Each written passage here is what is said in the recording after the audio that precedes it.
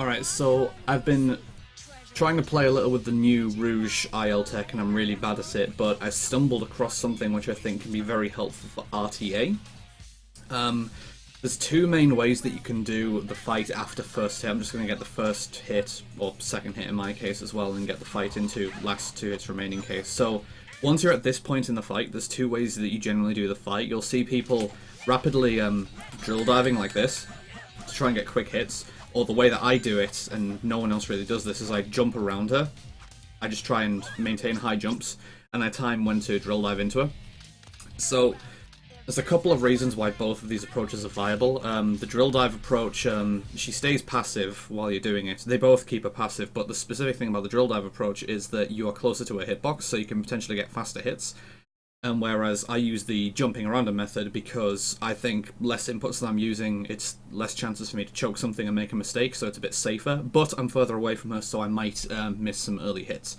But something that I've cottoned onto, which I think is very good, is that if you jump around her in a specific way, you should be able to pretty consistently set up being in contact with her hitbox at the right times when her iframes run out.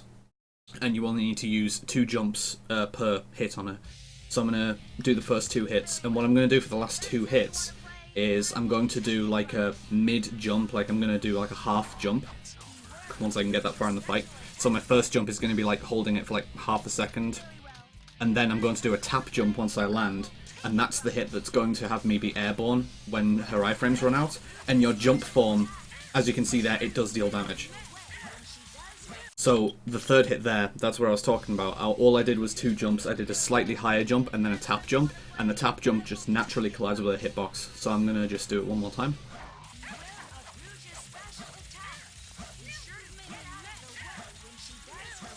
So let's just do it now and let's finish the fight with it.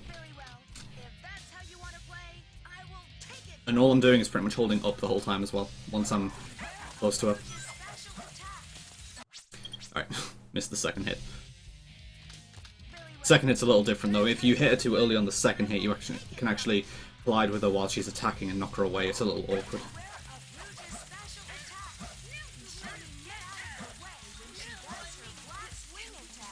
Looks pretty alright to me. Literally all I'm doing is jumping, so maybe something to consider, and I think you can get pretty consistent fast hits like that.